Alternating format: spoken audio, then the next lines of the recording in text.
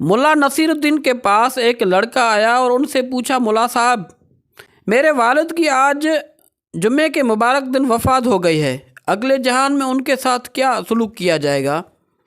ملا صاحب نے پوچھا، کیا آپ کے والد صاحب نماز روزے کے پابند تھے؟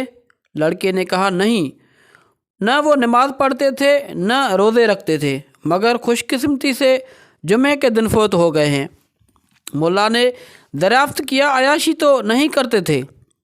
لڑکے نے بتایا عام طور پر تو نہیں، مگر جس روز رشوت کی رقم زیادہ مل جاتی تھی اس روز جوا بھی کھیل لیتے تھے، عیاشی بھی کر لیتے تھے، اس کے باوجود انہیں جمعے کے مقدس دن وفات پانے کا شرف حاصل ہوا ہے۔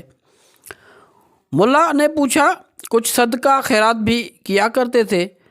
لڑکے نے جواب دیا، جی نہیں، فقیروں کو بری طرح پھٹکار کر بھگا دیتے تھے کہ شرم نہیں آتی، مانگتے ہو، مگر فوت جمعے کے دن ہوئے۔